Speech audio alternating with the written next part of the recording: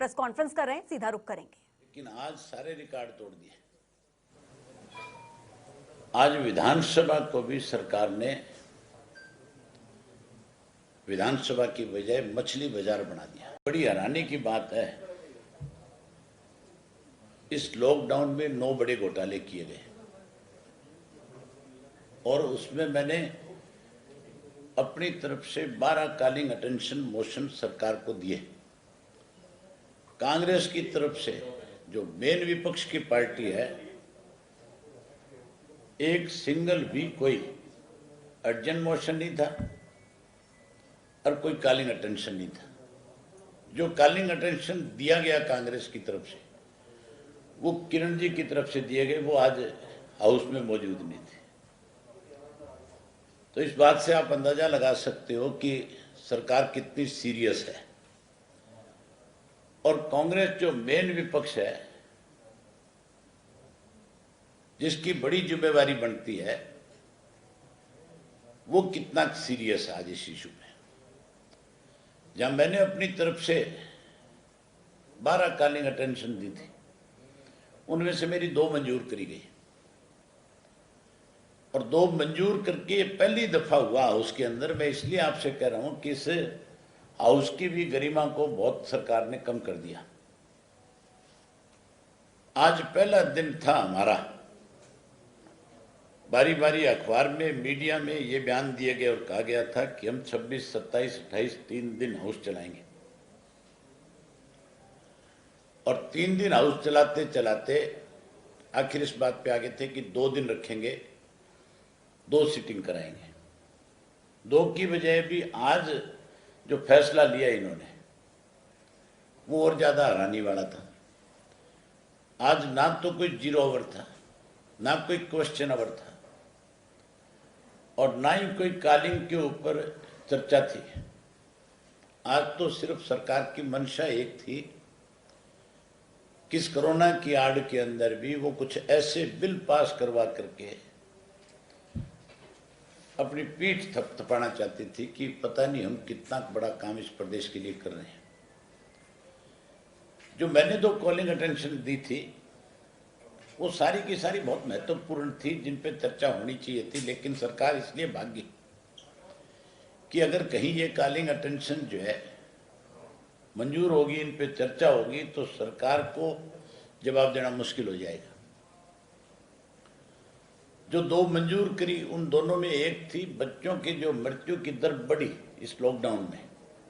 ये कोई छोटा सा मामला प्रदेश के लिए नहीं था, बहुत बड़ा इशू था। हेल्थ मिनिस्टर को इसके ऊपर अपना रिप्लाई देना चाहिए था।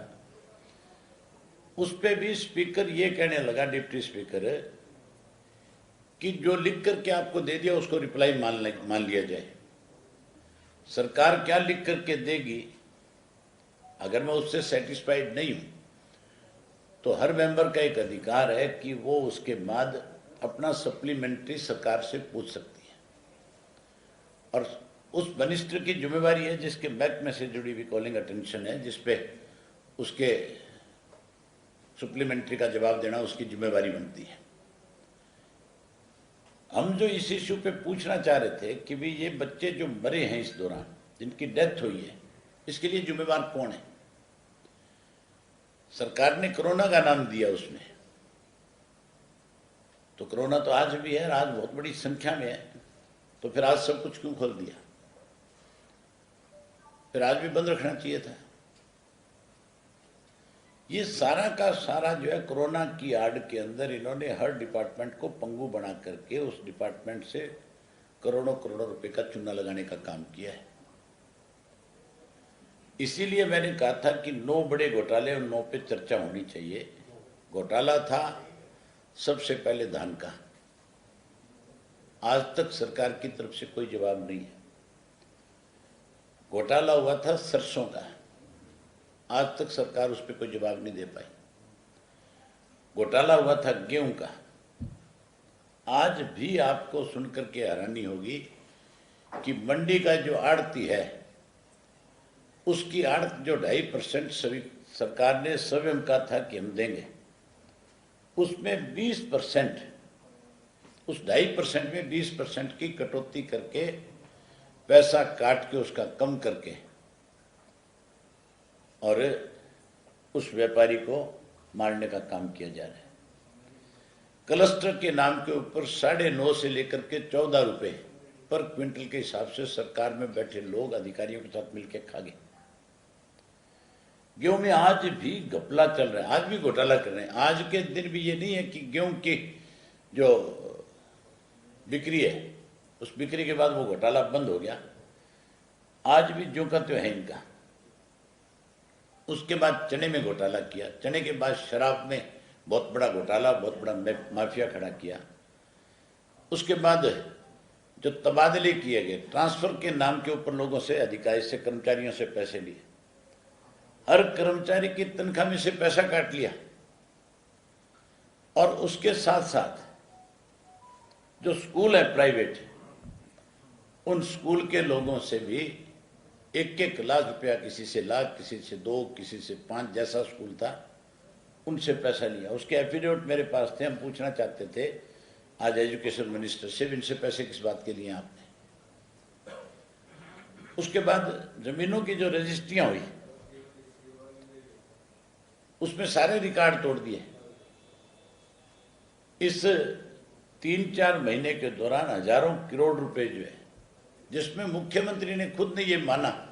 और आज जो मेरी उस पर रिप्लाई आई है, वो रिप्लाई अगर आप देखोगे तो आप खुद ये बात मान लोगे, खुद ये कहोगे कि एक तरफ मिनिस्ट्री ये बात स्वीकार करता है कि इसके अंदर गड़बड़ हुई है, और दूसरी तरफ वही मंत्री उसको क्लीन चिट दे रहा है। मतलब अपने हाथ से तो घोटाला मानता है, इस हाथ से घोटाला, इससे क्लीन चिट। तो किस तरह के लोगों को आज इस तरह की जिम्मेवारियां दे रखी है, जो लूटने में भी लगे हुए रहे, लूट करके अपने आप को, एक हाथ से लूटते हैं, दूसरे हाथ से अपने आप को क्लीन चिट देते हैं। मैंने तो स्पीकर से भी आज कहा था, उसके अंदर मैंने कहा, स्पीकर साहब मुझे लगता है कि ये जो लोग डाके मारने वाले बैठे हैं इधर, जो लुटेरे बैठे हैं, उनका कहीं आप भी इनसे सहमत होंगे, आप भी इनके साथ मिल गए मगर। अदरवाइज आपका फर्ज बनता है, प्रदेश के अंदर हर व्यक्ति जानना चाहता है कि ये जो घोटाले हुए हैं इनकी जांच होनी चाहिए, सरकार की तरफ से कोई एजेंसी को मुकर्रर करना चाहिए। तो आज का जो हाउस था, आज का जो दिन था, मैं कहता हूं ये हमारे हरियाणा प्रदेश का विधानसभा का जो दिन था, ये काले अध्याय में लिखा जाना चाहिए।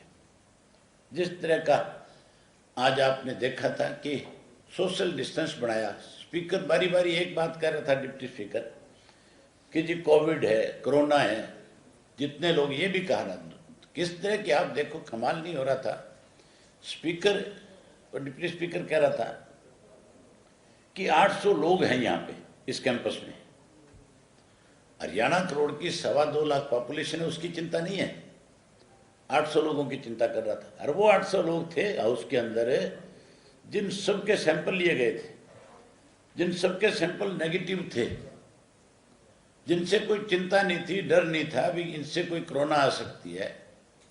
आप उन लोगों के लिए चिंता व्यक्त कर रहे थे जो आज बाजारों में भीड़ है, जो आज माल खुले हुए हैं, जिम खुले हैं, जो आज सारी चीज एक बड़ी भीड़ में तब्दील हो रही है, वहां की चिंता नहीं।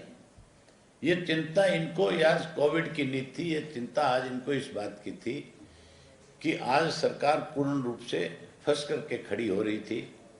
इसलिए इन्होंने एक दिन में ये सेशन खत्म करके कहीं अपने आप को बचाने की कोशिश करी। मेरी आप लोगों से प्रार्थना है, जहाँ ये सरकार में बैठे हुए लुटेरे लोग इस सरकार में अपनी बदनामी से बचने के लिए हाउस की गरिमा को खत्म कर रहे हैं, कहीं ऐसा ना हो कल इस प्रजातांत्रिक प्रणाली के अंदर आपको जो चौथा स्तंभ माना जाता है आपको कमजोर ना कर ले। इसलिए आप इन सब बातों को उजागर करो, सब चीजों से लोगों से अवगत कराओ, ताकि इनके लुटेरों को पोल खुले। आज का दिन मैंने अपने इतिहास में 20 साल हो गए मुझे असेंबली का मेंबर बने हुए, मैंने 20 साल में इस तरह की असेंबली का कोई दिन नहीं देखा। हमने असेंबली के अंदर आपस में बहुत तू तड़ाक होते हुए लोगों को देखा है, कई दफा सबर इससे भी ज्यादा आगे चला जाता है, लेकिन स्पीकर की भूमिका जो है हमेशा ठीक रहती है। आज डिप्टी स्पीकर की जो भूमिका थी वो दयनीय थी, निंदनीय थी।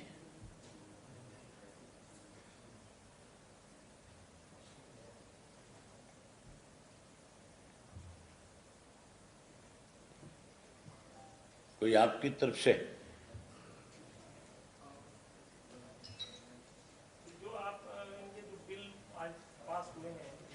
एक बिल की बताता हूं मैं आपको सच्ची।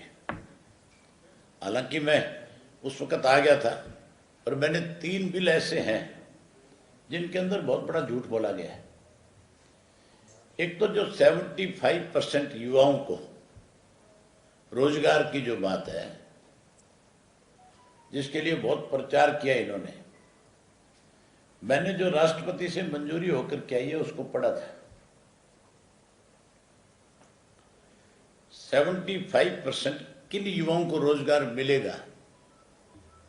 जो नई इंडस्ट्री लगेगी, 1000 दिन जिस दिन उस इंडस्ट्री को लगे हो जाएंगे, मतलब 3 साल के बाद फिर उसके अंदर 75% वाला कानून लागू होगा।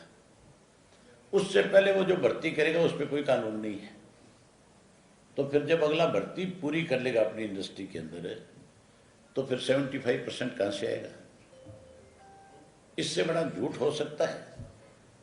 ऐसा बिल ला करके भी मतलब इन्होंने सरकार की गरिमा को कम किया है।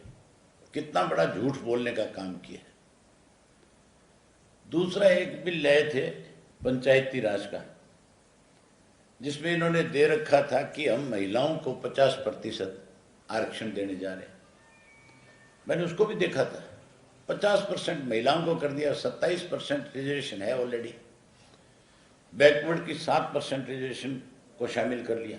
78% लोग जो है, नहीं 78 क्या, 50, 27, 85% लोग इसमें शामिल कर लिए। तो जो जनरल कैटेगरी है, जिसकी हर जगह 50% रिजर्वेशन है अपने आप में जनरल की, भी हरियाणा प्रदेश में 43% से ज्यादा रिजर्वेशन हो नहीं सकती।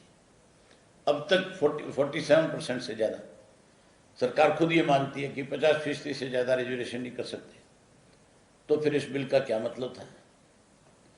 उसके अंदर भी जो महिलाओं वाली जो एक 50% रिजर्वेशन की बात करते हैं, उसमें शेड्यूल कास्ट भी है, उसके अंदर बैकवर्ड भी है, वो दोनों भी उसमें शामिल है।